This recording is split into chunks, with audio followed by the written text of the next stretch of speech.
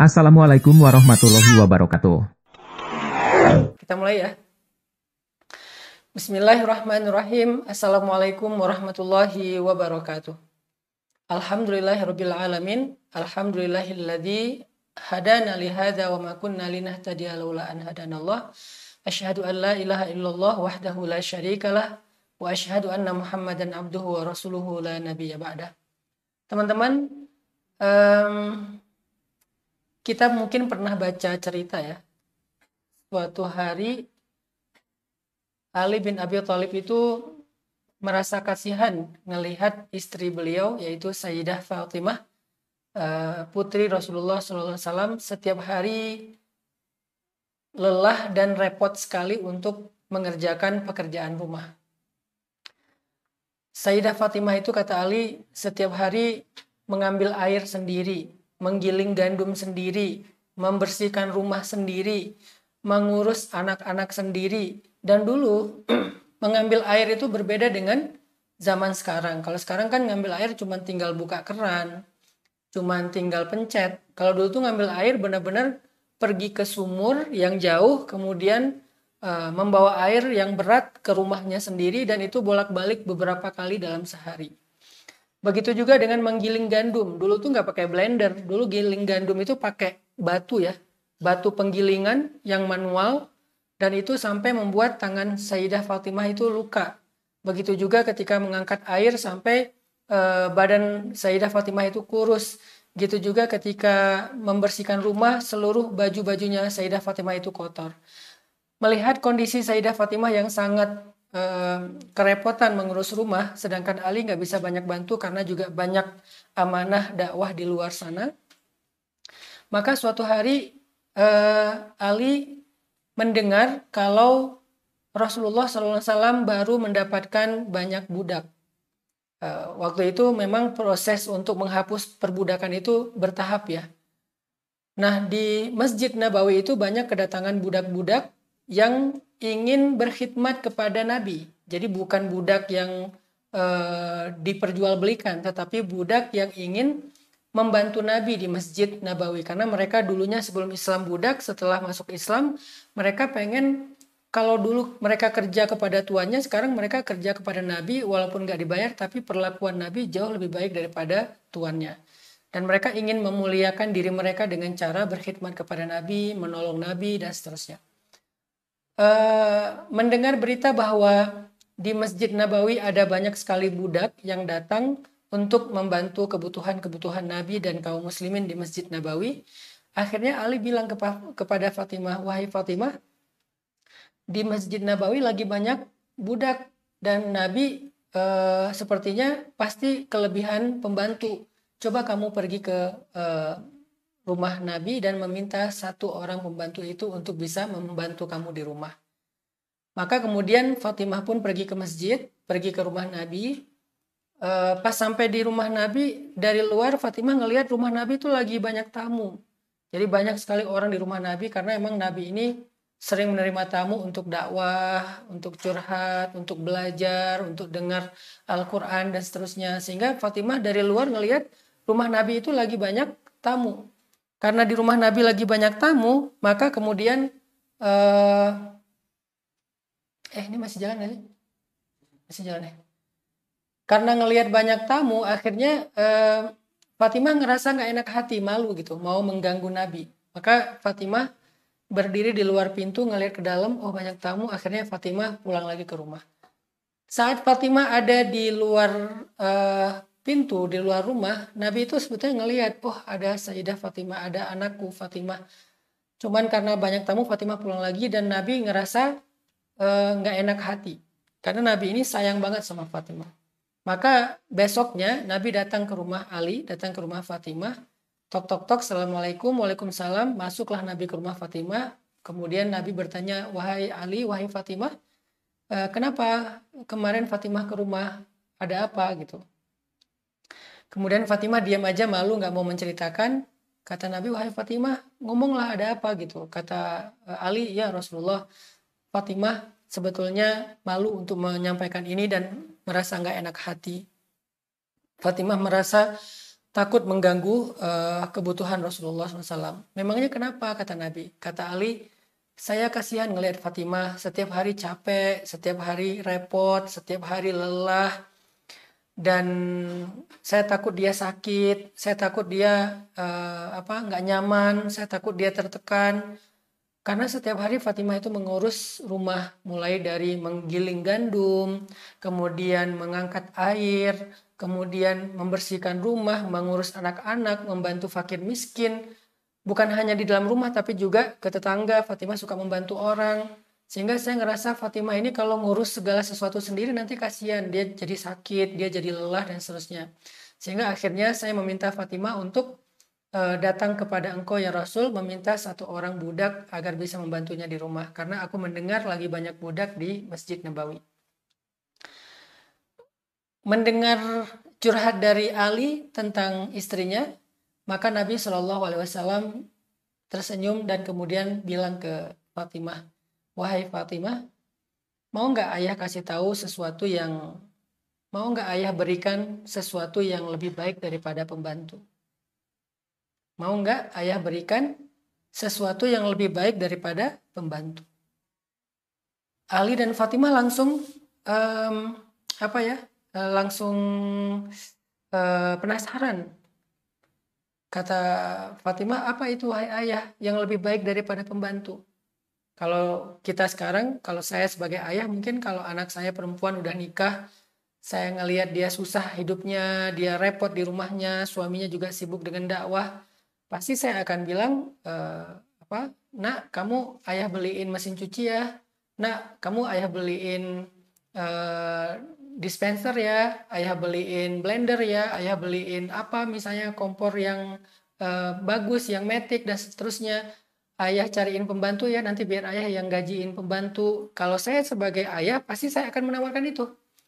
Dan Fatimah ketika ditanya oleh Nabi, maukah engkau aku berikan sesuatu yang lebih baik daripada pembantu? Fatimah semangat, antusias, penasaran. Apa kira-kira yang lebih baik daripada pembantu? Apakah kompor gas? Apakah mesin cuci? Apakah kulkas? Apakah dispenser? Apakah blender? Apakah seorang yang mungkin lebih ahli daripada seorang pembantu? Ternyata tahu nggak jawaban Nabi apa? Kata Nabi, bertakwalah kamu kepada Allah, kemudian setiap kali kamu mau tidur, bacalah subhanallah 33 kali, alhamdulillah 33 kali, Allahu Akbar 34 kali, maka sesungguhnya itu lebih baik daripada pembantu. Itu lebih baik daripada pembantu. Sehingga akhirnya Sayyidah Fatimah mendengar nasihat dari Nabi tentang bertakwa kepada Allah, kemudian membaca subhanallah 33 kali, alhamdulillah 33 kali, Allahu Akbar 34 kali, dan kata Nabi itu lebih baik daripada pembantu. Seketika Fatimah mengatakan, saya ridho dengan keputusan Allah dan Rasulnya. Saya ridho dengan keputusan Allah dan Rasulnya. Artinya Fatimah percaya dan menerima nasihat Nabi bahwa yang lebih baik daripada pembantu adalah zikir subhanallah 33 kali, alhamdulillah 33 kali, Allahu Akbar 34 kali.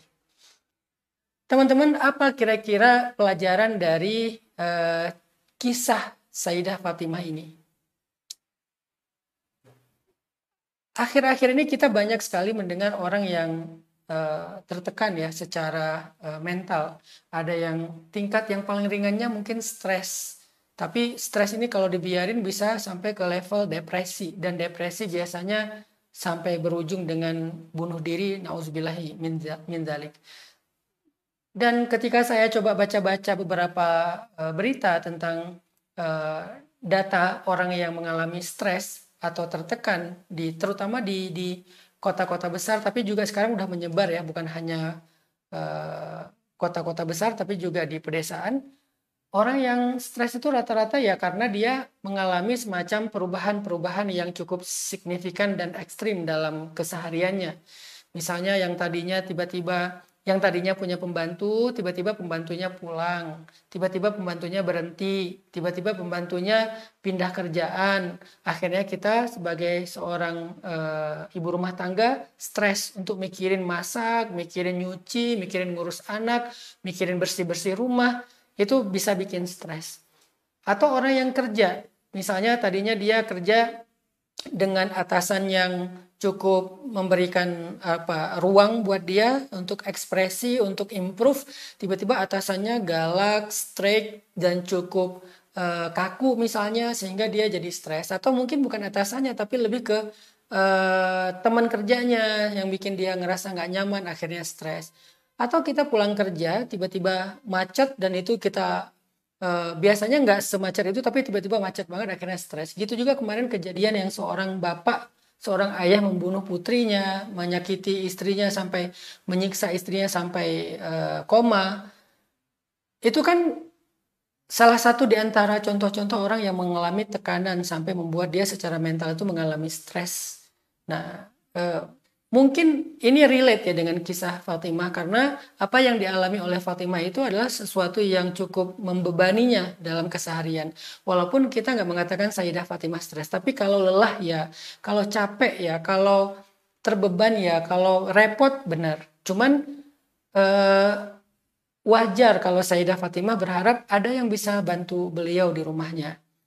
Itu juga yang kita harapin dalam keseharian kita. Mungkin teman-teman anak muda stres karena tiba-tiba dapat banyak sekali PR, banyak sekali tugas, banyak sekali deadline, banyak sekali kerjaan. Kalau yang kuliah mungkin ini ngejar sidang sebentar lagi, skripsi, mungkin project. Kalau yang pengusaha misalnya ini lagi ngerjain satu project yang udah deadline banget, yang udah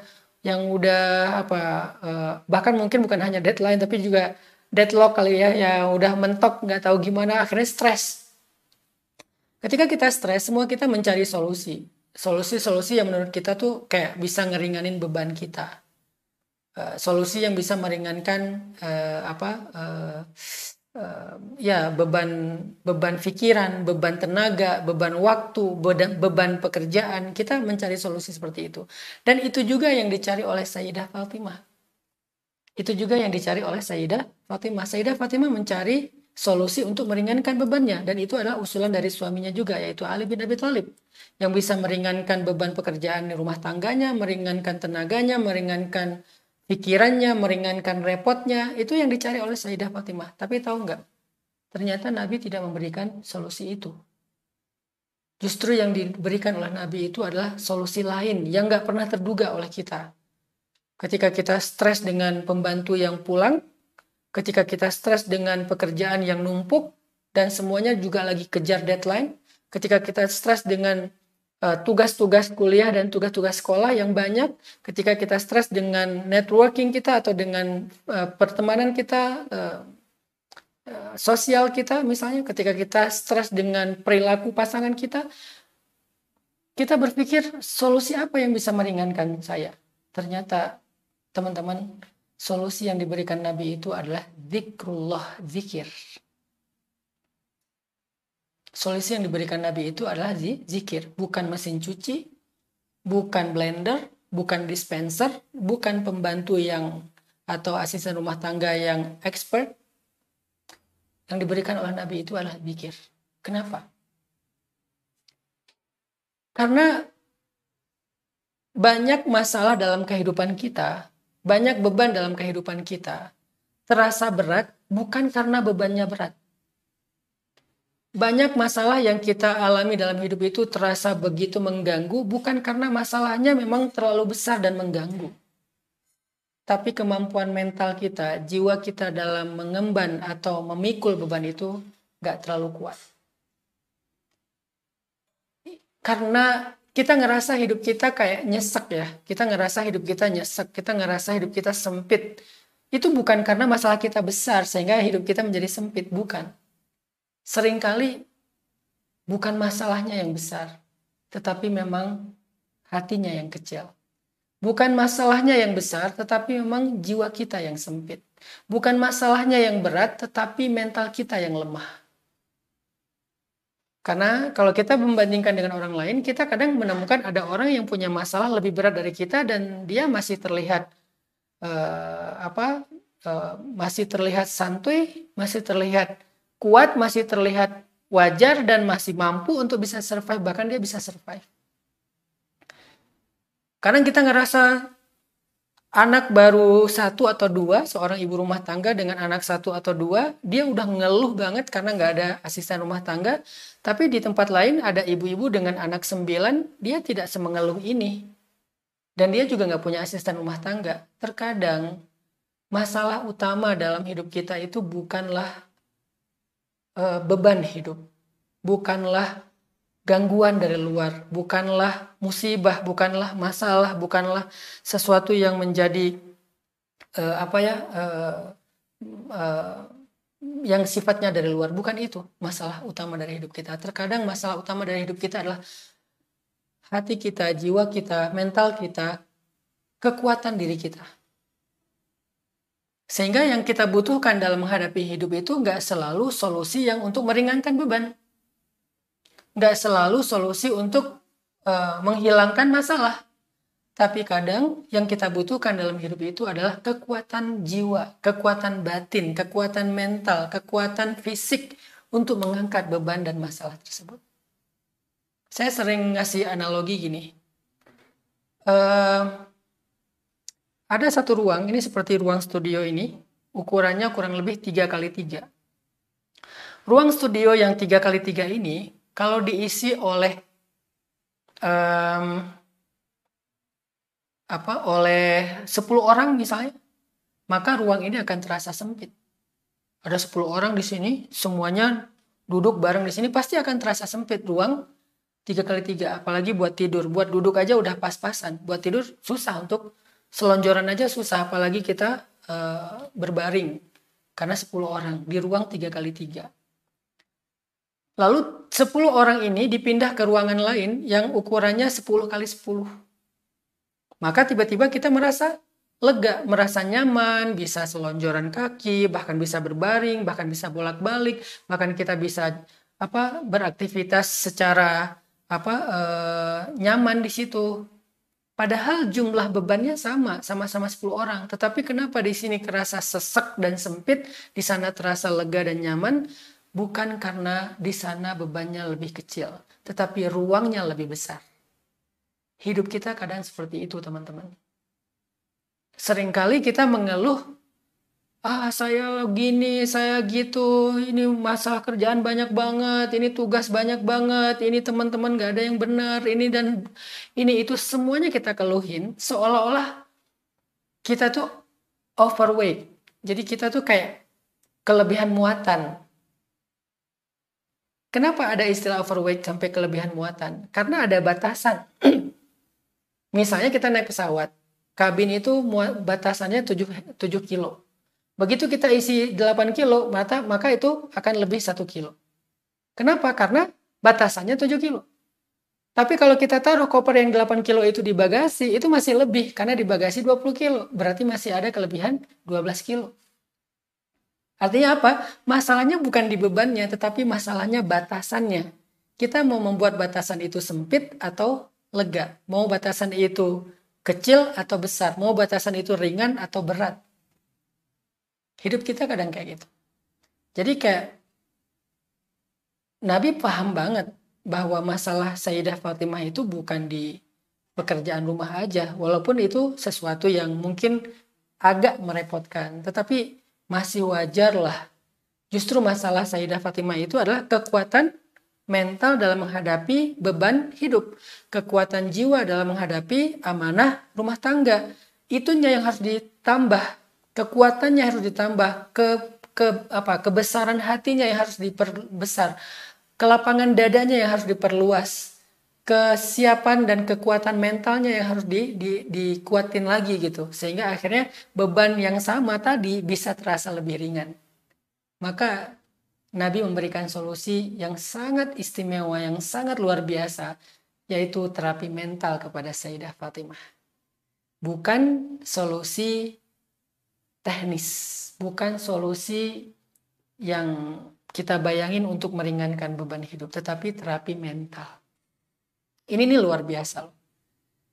Sehingga Sayyidah Fatimah yang memang dasarnya seorang perempuan yang solihah, yang kurangnya sebagai anak Nabi, perempuan yang sempurna, bahkan salah satu dari 4 perempuan sempurna, iman Sayyidah Khadijah, ibunya sendiri yang luar biasa, dengan otomatis menerima nasihat Nabi dengan mengatakan saya terima, saya ridho dengan keputusan Allah dan Rasul. Maka sejak hari itu Sayyidah Fatimah mengamalkan zikir Subhanallah 33 kali, Alhamdulillah 33 kali, dan Allahu Akbar 34 kali, sampai akhirnya Sayyidah Fatimah merasa bahwa pekerjaan rumah tangganya itu ringan. Pekerjaan rumah tangganya itu bukan lagi beban bagi dia. Kok bisa? Kok bisa zikir itu menjadi sebuah kekuatan mental bagi Sayyidah Fatimah? Itulah kenapa Allah mengatakan qad aflaha man zakkaha. Sungguh beruntung orang yang membersihkan jiwa. Bagaimana membersihkan jiwa? Salah satunya dengan zikir. Ala bi dzikrillah tatmainnul qulub. Bukankah dengan zikir kepada Allah hati menjadi tenang? Hati menjadi tenang itu sebuah kondisi ketika jiwa seseorang itu dalam keadaan nyaman, dalam keadaan baik, maka hatinya menjadi tenang. Sehingga orang yang ahli zikir, dengan zikir yang benar, dengan zikir yang dimaknai, difahami, dihayati, dia paham betul maksud dari kalimat subhanallah, alhamdulillah, Allahu Akbar itu, dia ngerti banget maksudnya, maka itu akan menguatkan jiwanya. Kalau jiwanya sudah kuat, jiwanya sudah bersih, jiwanya sudah lurus, jiwanya sudah lapang, maka beban hidup itu akan terasa ringan. Kok bisa? Subhanallah, alhamdulillah, Allahu Akbar itu bisa membersihkan jiwa dan membuat beban hidup jadi ringan. Ini sederhananya aja ya, saya ringkas deh karena pembahasan ini panjang banget. Subhanallah itu adalah sebuah tasbih. Tasbih itu maknanya tanzih. Jadi subhanallah itu tanzih. Kita bersihin segala macam prasangka kita kepada Allah. Itu subhanallah. Bahwa hidup kita ini tidak ada yang yang salah dari Allah. Bahwa takdir kita itu nggak ada yang salah, bahwa nasib kita itu nggak ada yang salah, bahwa hidup kita itu nggak ada yang kurang dari Allah. Allah selalu memberikan yang cukup buat kebutuhan kita. Allah selalu memberikan yang terbaik buat kita. Kita bersihin dulu nih prasangka kita terhadap Allah dengan subhanallah, maha suci Allah. Arti suci itu Allah maha terpelihara dari yang buruk, terpelihara dari salah mengambil keputusan, terpelihara dari memberikan takdir yang tidak baik untuk kita. Nggak mungkin, Allah maha bersih, maha suci dari semua itu. Dibersihin dengan 33 kali tanzih, tasbih, purifikasi, menjernihkan pikiran tentang Allah dari prasangka, zunun. Makanya ketika sahabat mulai khawatir dalam serangan musuh, mereka merasa kayak sendiri, nggak ada pertolongan dari siapa-siapa. Allah menyebutnya dengan istilah watadzunnuna billahi dzunun, dan kalian berprasangka kepada Allah dengan prasangka-prasangka yang nggak benar. Sehingga Allah menasihati mereka, menyuruh mereka membersihkan prasangka mereka. Itu ada dalam kalimat subhanallah. Ngerti nggak kita maksudnya? Jangan-jangan kita mengucapkan subhanallah sebagai ritual saja dan kita nggak ngerti, makanya tidak menguatkan jiwa. Kemudian alhamdulillah itu adalah grateful, merasa paling beruntung, berterima kasih, bersyukur terhadap kebaikan Allah. Itu arti alhamdulillah. Artinya alhamdulillah itu sebuah ungkapan dalam jiwa seseorang bahwa dia merasa beruntung. Allah baik banget, Allah selama ini udah ngasih saya banyak nikmat. Kita ingat nikmat-nikmat Allah lewat alhamdulillah 33 kali itu. Nggak apa-apa yang keingat aja. Allah udah ngasih ini, Allah udah ngasih itu, Allah udah ngasih ini, Allah udah ngasih itu. Allah baik banget, Allah sangat peduli kepada saya. Allah yang baik-baik dimunculkan. Makanya saya pernah bilang tazkiyah itu ada dua arti. Yang pertama tathhir, yang kedua tanmiyah. Pertama pembersihan, yang kedua penumbuhan, diisi. pembersihan dari yang buruk-buruk tentang Allah, kemudian ditumbuhkan yang baik-baik tentang Allah. Dan memang harusnya seperti itu. Sehingga alhamdulillah itu adalah sebuah ungkapan ketika seseorang ngerasa dapat kebaikan. Allah itu baik banget, Allah begini. Ketika kita mulai ingat nikmat Allah, fabi ayyi ala'i rabbikuma tukadziban, dalam zikir alhamdulillah, kita ngerasa diri kita beruntung. Yang terakhir ditutup dengan Allahu Akbar. Allahu Akbar itu artinya Allah maha besar, yang lain semuanya kecil. Allah maha kuasa, yang lain tidak ada yang berkuasa. Allah maha mampu, yang lain gak ada yang mampu. Segala sesuatu di tangan Allah pasti bisa. Ini semacam sebuah membangun optimisme, membangun keyakinan, membangun kepercayaan, membangun hope, harapan. Sehingga orang yang punya harapan, punya keyakinan, punya kepercayaan, punya pegangan, punya optimisme dalam hidupnya, dia akan kuat menghadapi masalah. Karena optimisme itu semacam suntikan vitamin yang bikin dia bertenaga lagi secara kejiwaan. Kenapa nggak optimis? Kan ada Allah yang maha besar. Ini masalah kecil. Ada Allah yang maha kuasa. Kalau saya emang nggak kuasa, saya nggak bisa ngadepin masalah ini. Tapi kan ada Allah. Allahu Akbar, Allahu Akbar, Allahu Akbar. Sehingga dengan tasbih, tahmid, takbir, akhirnya muncul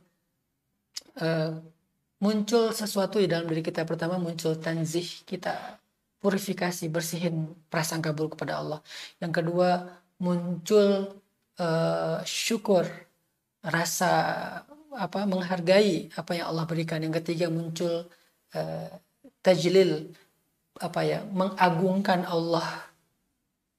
Muncul pengagungan terhadap Allah, merasa Allah itu maha kuasa dan kita tidak kuasa. Dari situlah akhirnya mental itu menjadi kuat.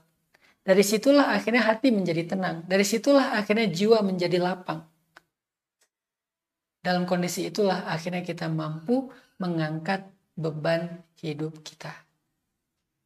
Ini adalah salah satu contoh tazkiyatun nafs. Kalau dalam bahasa sekarang itu terapi mental terhadap orang yang mengalami tekanan hidup seperti stres, diterapi dengan sebuah terapi yang paling baik yang Allah ajarkan lewat Rasulullah SAW, yaitu mengingat Allah lewat zikir yang diajarkan kepada Sayyidah Fatimah. Kuncinya, fahami apa yang kita baca. Sedalam mungkin, seluas mungkin makna dari kalimat yang kita baca. Itu kuncinya. Karena banyak orang yang mengamalkan terapi ini tapi tidak berpengaruh. Kenapa nggak berpengaruh kepada jiwanya?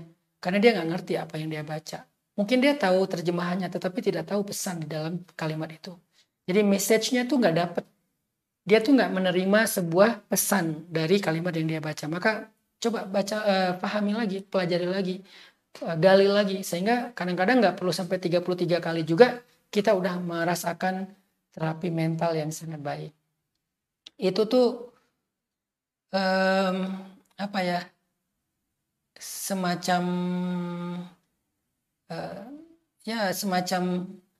terapi yang diajarkan Nabi kepada Sayyidah Fatimah dalam tekanan hidup, tekanan mental terhadap beban hidup seperti masalah rumah tangga. Dan ini bisa diterapkan dalam masalah-masalah yang lain. Itulah yang kita sebut dengan tazkiyatun nafs. Itu yang salah satu yang saya ambil dari buku ini, namanya Tazkiyatul Anfus, atau ini buku ringkasan tentang tazkiyatun nafs yang saya pernah sampaikan minggu lalu ya, yang ditulis oleh Syekh Said Hawa.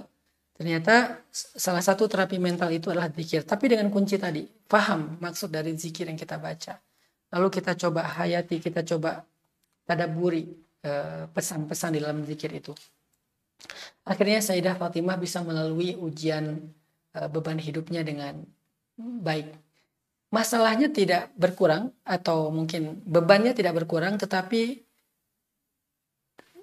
masalah dan beban itu tidak lagi mengganggu. Itu kan yang paling penting ya. Karena kalau kita mengharapkan bebannya berkurang, sebetulnya itu nggak selalu bagus juga. Sama seperti ketika orang belajar ngangkat beban untuk membentuk otot kan. Kalau dia berharap bebannya berkurang, maka otot itu nggak akan pernah terbentuk. Karena otot tidak pernah terbentuk, dia nggak pernah kuat. Sama kayak kita berlatih sesuatu. Kalau kita berharap, aduh, bisa nggak ya latihannya jangan berat-berat, kita nggak akan pernah ahli. Saya dulu ketika belajar ngaji ya, belajar ngaji. Awal-awal belajar ngaji karena saya mau ikut musabaqah tingkat kecamatan, tapi saya belum bisa baca Quran. Saya hanya bisa membaca ayat-ayat yang saya udah hafal. Jadi kayak saya dengar dari ibu saya baca apa, saya hafal, lalu saya tampil. Dan itu modalnya suara, bukan karena bisa baca. Sedangkan dalam musabaqah saya harus baca ayat yang ditunjuk sama juri, bukan yang saya pilih. Jadi bisa aja di mana aja, nggak harus yang saya hafal. Sehingga mau nggak mau saya harus bisa baca Quran dong, supaya saya bisa ikut musabaqah tingkat kecamatan. Waktu saya sekitar 1 bulan lah. Akhirnya saya dipaksa oleh ibu saya untuk belajar pagi, sore, malam. Malam itu sampai jam 10 malam masih ngaji dari habis maghrib. Wah, dikejar target banget supaya cepat bisa baca Quran. Dan waktu itu saya bilang, ini apa terlalu berat, saya pengen yang ringan-ringan aja, boleh nggak bacanya yang mudah-mudah. Kata ibu saya, kalau kamu baca yang mudah-mudah, kapan kamu bisanya? Akhirnya kita dipaksa baca yang surat-surat yang agak susah, yang matnya banyak, yang tasydidnya banyak, yang huruf-hurufnya itu banyak, yang tafkhim dan seterusnya. Alhamdulillah dalam 1 bulan kurang saya udah lancar baca Quran, akhirnya ikut musabaqah tingkat kecamatan dan alhamdulillah dapat juara. Begitu juga dalam urusan yang lain. Saya beberapa waktu terakhir belajar memanah misalnya. Saya pengen ngerasain yang namanya memanah seperti para sahabat. Artinya para sahabat itu sanggup mengangkat panah dengan beban sampai 120 lbs minimal. Sementara rata-rata kita pakainya 35 lbs, 40 lbs. Saya paksain, pertama pakai 30 lbs, udah gitu 35, udah gitu 40, udah gitu 45, udah gitu 50, udah gitu 55, sampai 60 mentok. Saya terus memaksakan diri supaya bisa sampai 60. Nah, dalam waktu sekitar 6 bulan itu dari 30 sampai 60, itu berhasil karena saya mencoba untuk terus menambah beban, bukan mengurangi beban. Ketika saya udah pakai 60, tiba-tiba saya malas memanah ya. Biasanya udah pakai 60 itu biasanya sekitar 100 shot ya, 100 shot. Dibagi 10, jadi 10 shot, istirahat 2 menit, nembak lagi, istirahat, nembak lagi, 100 shot sehari. 60 lbs itu udah kerasa nyaman dan bahkan bisa ditahan di pipi gitu, nggak langsung dilepas. Selang beberapa lama saya lagi males, lagi banyak kerjaan, akhirnya nggak nembak lagi. Pas nembak saya juga nggak mau pakai yang 60, lagi males kan, pakai yang 35, oh nyaman. Begitu dikasih yang 45 atau 50, itu udah nggak kuat, apalagi 60. Hidup seperti itu teman-teman. Nggak selalu solusi yang kita butuhin itu adalah berkurangnya beban. Karena berkurangnya beban kadang nggak baik untuk kita, membuat kita lemah, membuat kita nggak lagi memiliki kemampuan, skill, membuat kita jadi downgrade gara-gara beban yang berkurang. Yang kita butuhin kadang-kadang bukan beban yang berkurang, tetapi kekuatan yang bertambah. Kemampuan yang bertambah. Sehingga dengan kekuatan bertambah, beban yang tadi terasa ringan buat kita. Saya dulu narik 60 lbs, buat saya itu nggak ringan juga sih, nyaman gitu, udah pas lah. Tapi buat teman-teman, itu berat. Mereka biasa narik 35, 40, 60 tuh wah nariknya sampai geter. Terus pas udah ditarik itu pun nggak full draw ya, nggak narik full banget. Itu langsung lepas, nggak kuat nahan. Kenapa? Karena kekuatan mereka belum terbiasa. Itulah kenapa Nabi mengajarkan zikir, subhanallah, alhamdulillah, Allahu Akbar untuk menguatkan mental, melapangkan jiwa, menenangkan hati Sayyidah Fatimah, sehingga dengan kekuatan mental itu Sayyidah Fatimah merasa ringan mengangkat beban hidup. Itulah terapi mental yang diajarkan Rasulullah SAW. Kisah yang kedua, ini mungkin malam ini saya berkisah 2 aja. Nabi itu pernah mengalami masa-masa yang sulit dalam hidup beliau. Sebetulnya banyak sih, tapi ini salah satu yang cukup luar biasa ya. Bahkan sampai tahun itu dikenal dengan tahun sedih, Amul Huzni, tahun kesedihan, karena Nabi sedih banget tahun itu. tahun ketika Nabi kehilangan dua orang yang paling beliau cintai. Yang pertama adalah Sayyidah Khadijah, istri beliau yang pertama, yang sangat yang sangat berjasa dalam hidup Nabi dan dakwah Nabi, yang sangat berpengaruh dalam dakwah Nabi, yang sangat dibutuhkan oleh Nabi dalam kondisi-kondisi yang sulit. Nabi lagi sedang berat-beratnya perjuangan dan pasti kehadiran Khadijah itu penting sekali buat Nabi. Tapi tahun itu Allah takdirkan Khadijah kembali kepada Allah dan Nabi merasa sangat sedih dan merasa sangat kehilangan Khadijah. Ternyata bukan hanya Khadijah. Di tahun yang sama pun Nabi kehilangan satu orang lagi yang sangat penting bagi Nabi, yaitu paman beliau Abu Thalib. Yang selama ini udah membesarkan beliau sejak beliau masih anak-anak. Yang udah menolong beliau ketika beliau dimusuhi walaupun tidak masuk Islam. Yang selama ini menjadi pelindung beliau di antara ancaman-ancaman musuh. Artinya dua orang yang sangat penting dalam dakwah Nabi, dalam hidup Nabi, berpengaruh dalam kepribadian Nabi, dua-duanya Allah ambil di tahun yang sama.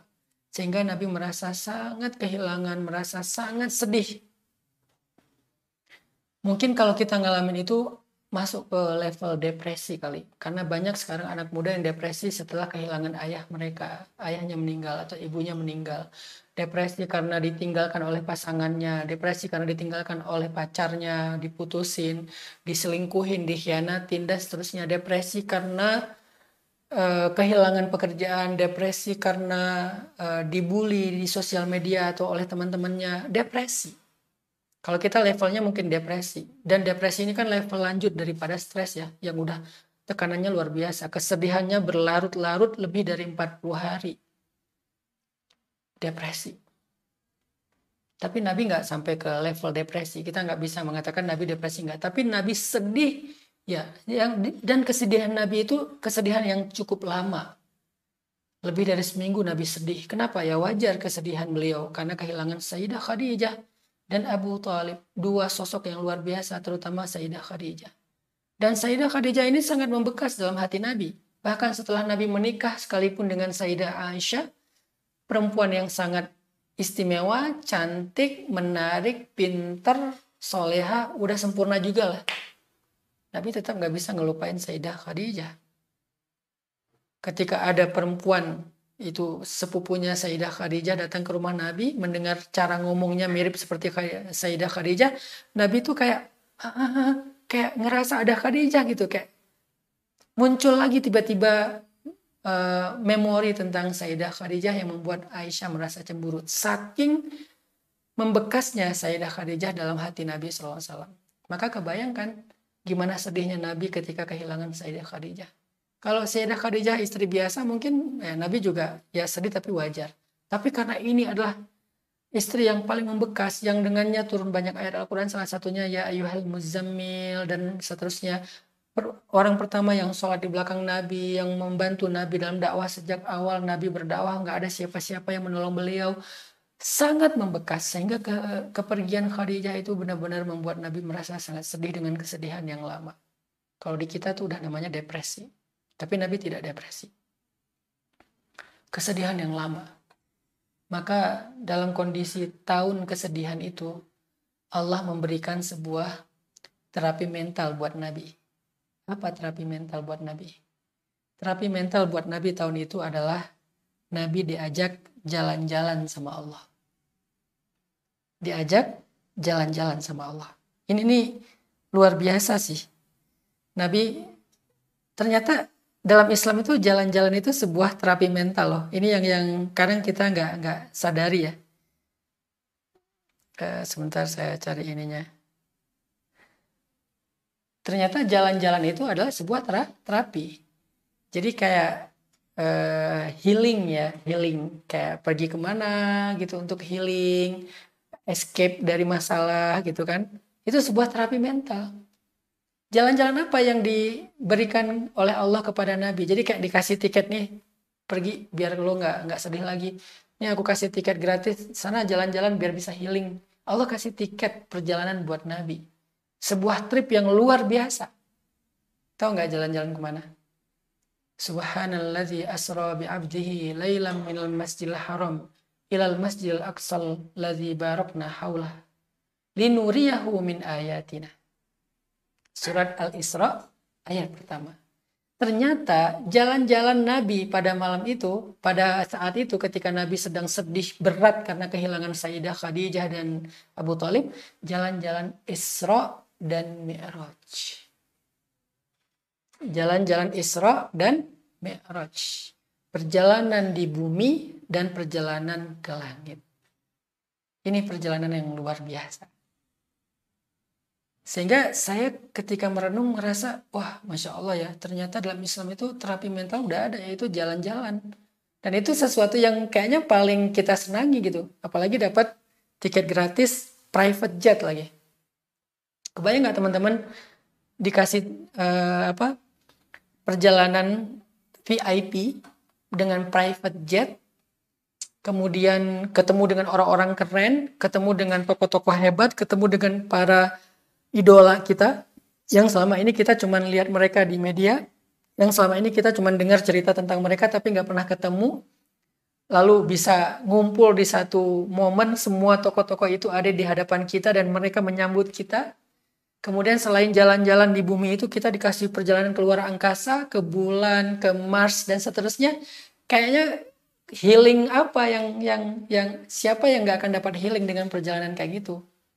Itulah Nabi Sallallahu Alaihi Wasallam. Beliau dikasih kesempatan untuk menikmati sebuah perjalanan yang luar biasa. Pertama, jalan di bumi ke satu negeri, di sana ketemu dengan orang-orang yang beliau idolakan, yang selama ini beliau dengar dari cerita-cerita Jibril alaihissalam.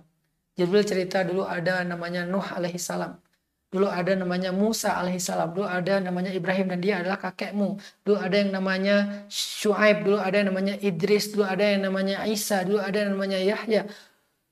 Jibril sering cerita tentang mereka, tapi Nabi belum pernah ketemu mereka. Nabi dengan mendengar cerita storytellingnya Jibril, Nabi kagum sama mereka. Nabi mengidolakan mereka. Nabi pengen dengar cerita mereka langsung. Nabi pengen dialog, pengen ngobrol, pengen chat, pengen duduk bareng dengan mereka. Sehingga dalam perjalanan itu Nabi dibawa ke suatu tempat yang sangat mulia, yaitu Masjidil Aqsa, dan seketika mereka semua berkumpul dan Nabi duduk dengan mereka. Bahkan bukan hanya duduk, Nabi sholat bersama mereka sebagai imamnya mereka. Ini perjalanan yang luar biasa. Kenapa ketemunya dengan para anbiya? Kenapa nggak jalan-jalannya ngelihat pemandangan, ketemu dengan para penyair, ketemu dengan siapa gitu yang sifatnya entertain murni? Kenapa ketemunya dengan para nabi? Lagi-lagi tadi, yang dibutuhkan oleh nabi itu bukan hiburan murni, sekedar hiburan aja, bukan. Yang dibutuhkan oleh nabi itu hiburan yang bisa menguatkan mental beliau. Hiburan yang bisa menguatkan mental, bukan hiburan yang bisa menyenangkan. Bukan hiburan yang bisa sekedar seru-seruan. Bukan hiburan yang rehat sejenak. Bukan. Tapi dia adalah hiburan. Tetapi hiburan ini menguatkan mental. Itulah yang dikenal dengan Isra. Lalu setelah Isra ada Mi'raj. Keluar angkasa. Kalau kita mungkin sekarang yang teknologinya baru ke bulan. Tapi Nabi sampai ke langit pertama, langit ke-7, Sidratul Muntaha, bertemu dengan Allah. Perjalanan yang dahsyat sekali sampai ke Baitul Ma'mur, Sidratul Muntaha, Arasy, ketemu langsung dengan Allah. Namanya Mi'raj. Itu juga hiburan. Kurang hiburan apa? Naik ke langit luar angkasa. Kita ngelihat ilustrasi luar angkasa aja, galaksi, kemudian space, alam semesta dari jarak sekian ribu tahun perjalanan cahaya, kita udah merasa terhibur ya. Apalagi kalau kita pakai 3D misalnya atau pakai metaverse, kita ngelihat semua itu seolah-olah real banget, itu lebih terhibur lagi kan.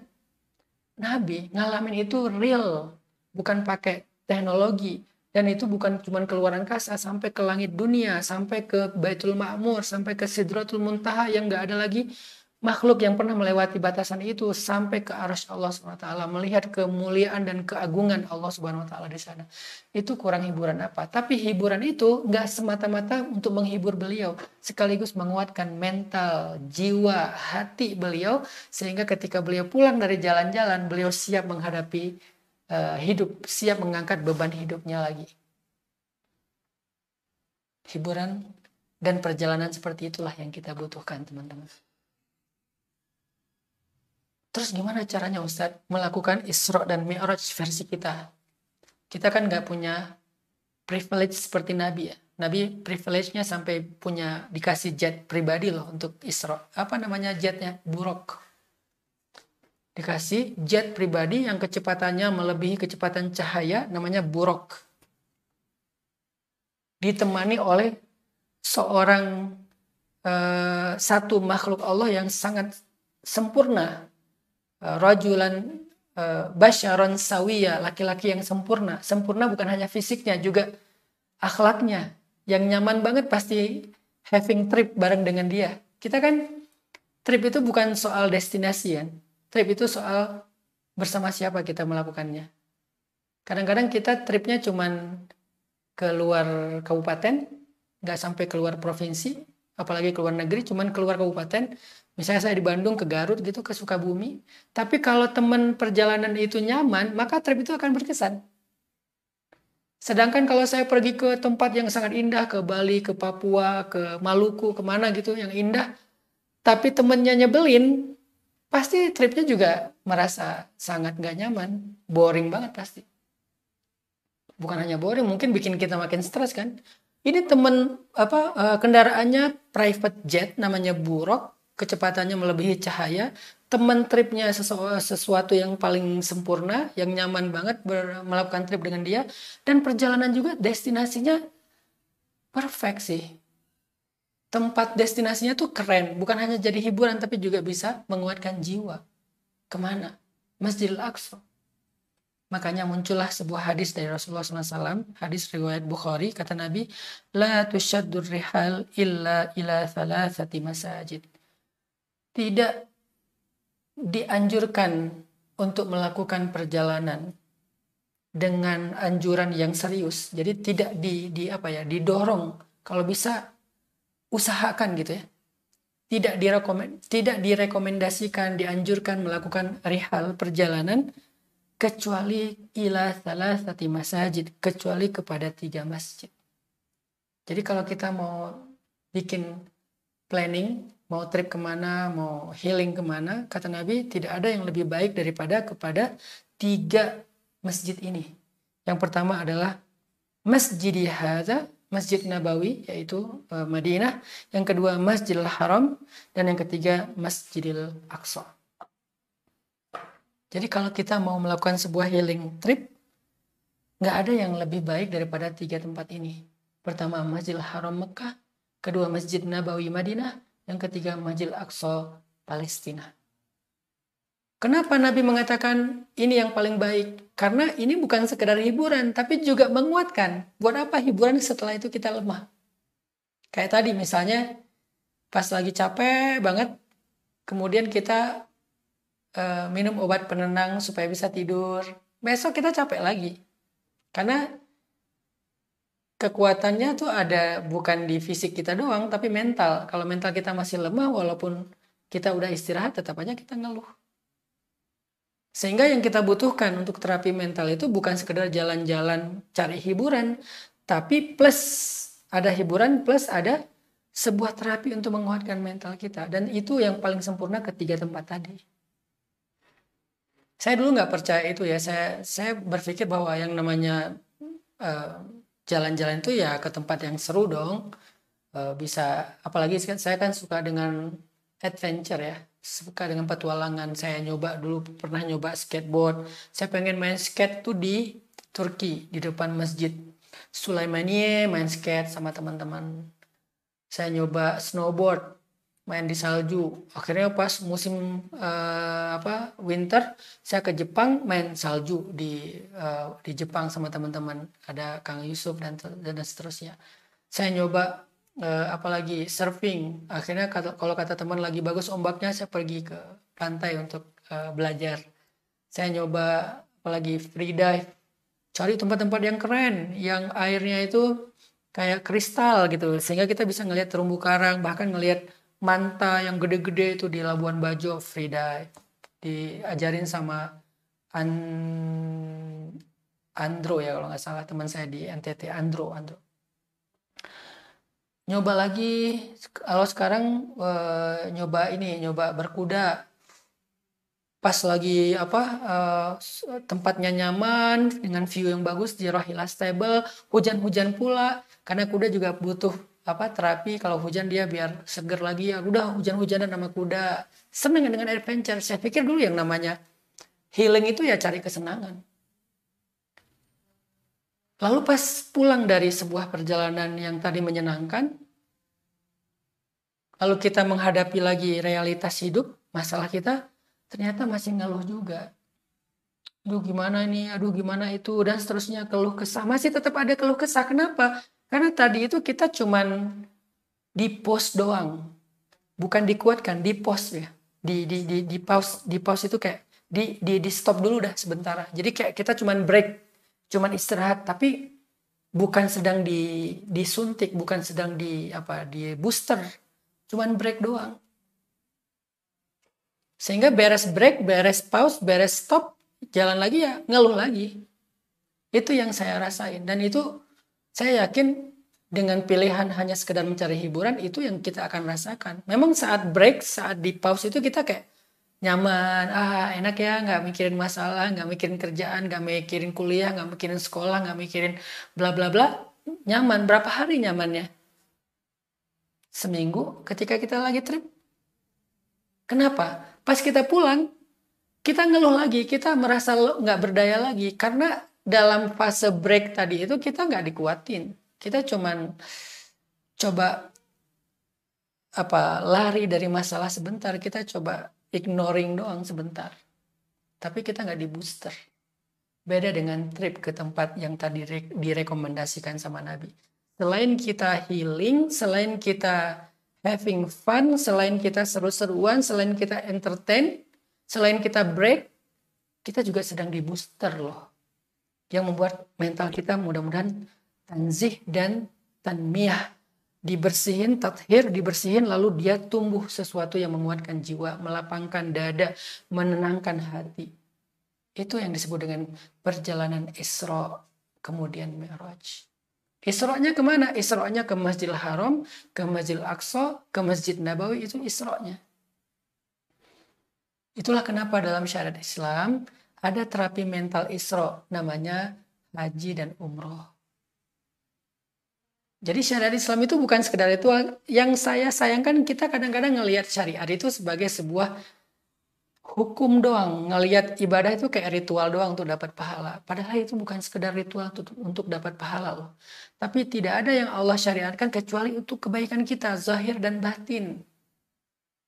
Jadi salah satunya syariat haji dan umroh, atau kalau haji itu setahun sekali, atau sebutlah kalau umroh lebih mudah karena haji susah harus nunggu sekian puluh tahun. Umroh itu adalah sebuah terapi mental. Umroh itu bukan sekedar bukan sekedar break. Umroh itu bukan sekedar entertain. Walaupun dapat entertain, saya seringlah bawa umroh orang yang menikmati banget perjalanannya. Apalagi kalau umrohnya dengan orang yang kita nyaman. Itu entertain ya, tapi bukan sekedar entertain. Dia menjadi sebuah booster, disuntik kekuatan batin, mental, jiwa, hati kita untuk bisa mengangkut beban, sehingga beban hidup yang sama itu sebelum kita berangkat umroh dengan kita pulang umroh, bebannya sama, tetapi kita merasa lebih ringan. Kenapa? Karena kita udah lebih kuat secara mental. Itulah kenapa Allah syariatkan umroh. Apalagi ketika kita berangkat umroh itu kita ditemani oleh orang yang mengerti, pembimbing. Kayak Nabi Isra Mi'raj, Isra-nya itu bersama Jibril. Maka ketika dalam perjalanan itu Jibril yang menjelaskan. Misalnya Nabi lagi ngelewatin sebuah gunung, namanya Gunung Tursaina di Mesir ya. Nabi mencium aroma yang sangat wangi dari Mesir. Wangi sekali. Sampai Nabi nanya, wahai Jibril, ini aroma wangi dari mana? Kata Jibril, itulah aroma wangi dari kuburannya Masyidah yang dibunuh oleh Fir'aun dalam keadaan dibakar hidup-hidup bersama sekeluarganya. Waktu itu dia mempertahankan iman, gak mau murtad dari agama Musa, sehingga dia direbus hidup-hidup di dalam digoreng ya, di dalam minyak mendidih bersama dengan bayinya, dan bayinya salah satu bayi yang bisa berbicara dengan seizin Allah. Sehingga dengan penjelasan pembimbing yang bernama Jibril alaihissalam, Nabi itu jadi di-booster, jadi naik imannya, jadi kuat menghadapi masalah. Wah, berarti masalah saya kehilangan Sayyidah Khadijah, Abu Talib gak ada apa-apanya dengan Masyidah ya. Perjalanan lagi, ngelihat keajaiban Allah apalagi. Wah, ternyata masalah saya nggak ada apa-apanya dibandingkan Musa. Masalah saya nggak ada apa-apanya dibandingkan Nuh. Nuh 950 tahun, saya baru juga berapa tahun. Masalah saya nggak ada apa-apanya dibandingkan dengan Ibrahim. Ibrahim dibakar dalam api, Ibrahim diusir, dan seterusnya. Jadi Nabi selain menikmati perjalanan, ada pembimbing, ada tour guide, ada pembimbingnya lah ya, yang ngebimbing Nabi sehingga Nabi dapat booster iman, mental, hati, jiwa. Dan umrah kan gitu kan syariatnya kan. Jadi selain kita berangkat, kita juga dibimbing. Pembimbing ini yang akan membooster kita selain nanti suasana di umroh itu, ibadah di umroh itu, penghayatan dari setiap ritual yang kita lakukan. Dibimbing kenapa kita tawaf, Ka'bah itu seperti apa, ada keajaiban apa aja di dalam Ka'bah. Ka'bah itu hubungannya dengan langit kayak gimana, kenapa kita umrohnya ke Ka'bah, kenapa kita nggak tawaf di rumah aja, kenapa harus Ka'bah, ada keajaiban apa di Ka'bah itu. Terus amalan-amalan apa yang luar biasa di Ka'bah, terus dampaknya terhadap masalah kita apa, kenapa kita ziarah ke Masjid Nabawi, kenapa kita ziarah ke kuburan Nabi, kemudian Baqi, ke tempat-tempat bersejarah dapat pelajaran apa aja. Itu semuanya itu booster hati dan mental loh. Dan kita nggak dapat kalau kita hanya cari hiburan ke tempat-tempat wisata yang lain. Ini adalah terapi mental kedua dari storytelling saya malam ini.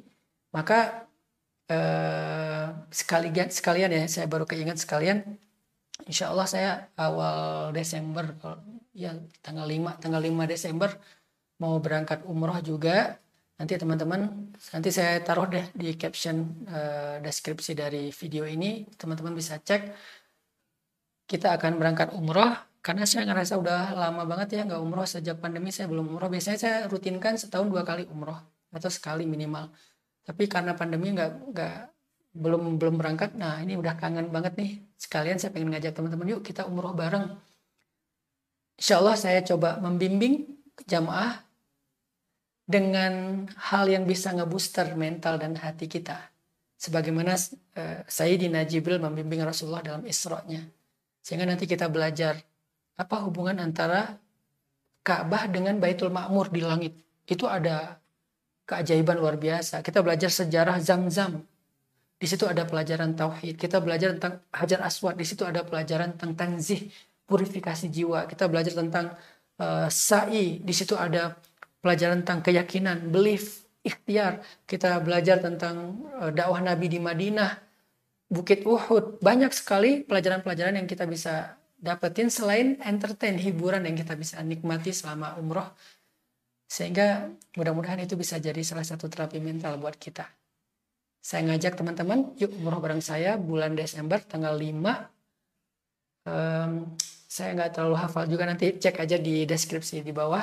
Insya Allah informasinya udah lengkap di situ, kemana harus kita daftar, kemudian tripnya berapa hari, hotelnya apa segala macam. Silakan nanya ke travelnya, saya nggak terlalu hafal. Saya cuman lebih ke spirit terapi mental, spirit ngajak kepada kebaikan, spirit untuk ya udah ini bisa jadi alternatif nih daripada kita misalnya ada budget tapi dipakai cuman hiburan doang. Mending budget yang sama kita pakai buat healing zahir batin, yaitu umroh ke Baitullah. La tushaddur rihal illa ila thalathati masajid, kata Nabi. Tidak dianjurkan melakukan rihlah, trip awalnya kalau kita punya budget, kecuali ke 3 masjid. Mungkin kalau Masjidil Aqsa next lah, kalau Allah izinkan ya. Tapi yang paling penting sekarang ke Masjidil Haram dan ke Masjid Nabawi. Insya Allah nggak akan rugi. Insya Allah beda kalau kita pergi trip ke yang lain itu uang kita habis.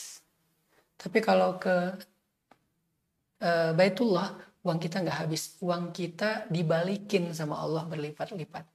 Ada orang berpikir, aduh umroh mahal, 30 juta, 40 juta, ada yang 50 juta, aduh mahal.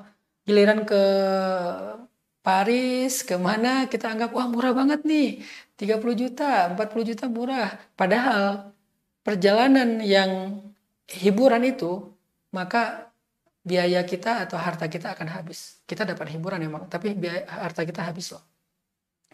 Sedangkan perjalanan ke Baitullah, harta kita nggak habis. Allah ganti, berlipat-lipat setelahnya. Sehingga bisa dikatakan umrah itu perjalanan gratis sih dari Allah.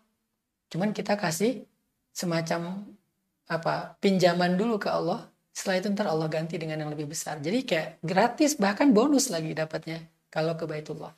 Saya percaya itu, saya yakin itu, dan alhamdulillah selama ini selalu Allah mudahkan aja sih rezekinya untuk bisa melaksanakan ibadah umroh. Walaupun saya bukan orang kaya, nggak punya kelebihan harta yang kayak para sultan, tapi Allah mudahkan. Pas ada uang sedikit berangkat umroh, pulang dikasih rezeki yang lebih, akhirnya ketutup yang kemarin. Itu sering dialami. Dan itu juga banyak cerita dari testimoni dari teman-teman jamaah yang mereka kadang-kadang pas-pasan biayanya berangkat umroh. Nanti kalau saya berangkat umroh, saya nanti uangnya saldo saya berkurang, ternyata bertambah. Yuk kita berangkat umroh tanggal 5 Desember, umroh akhir tahun bersama dengan saya. Bedanya apa? Insya Allah saya akan lebih banyak mencoba untuk berstorytelling ke teman-teman yang sifatnya membooster hati, mental, dan jiwa kita. Di antara keajaiban-keajaiban yang ada dalam perjalanan umroh, tempat-tempat yang kita datangi ketika umroh.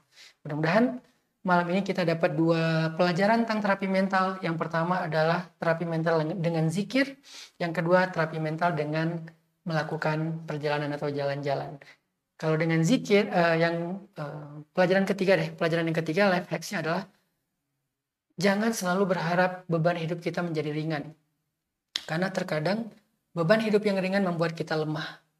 Tapi mintalah kepada Allah agar dikuatkan kita dalam mengangkat beban itu. Sehingga beban yang sama yang tadinya terasa berat, dengan kekuatan yang lebih, akhirnya beban itu terasa ringan dan tidak lagi mengganggu kita. Barakallahu fikum. Semoga teman-teman sehat selalu, berkah selalu, dan selalu dalam bimbingan Allah. Ini aja yang bisa saya sampaikan. Makasih banyak udah hadir dalam majelis ilmu online ini. Insya Allah nanti saya umumkan lagi kapan kita ketemu lagi ngebahas kitab ini, Tazkiyatun Nafs, di bab-bab berikutnya dengan bahasan yang lebih ringan. Billahi taufiq wal hidayah. Subhanakallahumma wa bihamdika asyhadu an la ilaha illa anta astaghfiruka wa atubu ilaik. Terima kasih buat teman-teman dari Shift Media Studio. Buat teman-teman yang pengen hadir ke pesantren, di sana kita bisa having fun dan juga healing bareng. Ada banyak kegiatan, sedikit lagi ya. Ada berkuda, ada farming, ada forest camp nih. Di akhir tahun kita bakal ngadain forest camp. Belajar apa aja sih di forest camp? Nah, ini belajar living experience. Cara hidup yang dekat dengan alam, dan itu akan membuat mental kita juga luar biasa jadi healing. Saya menamakannya escape ya, lari dari masalah untuk menemukan kekuatan.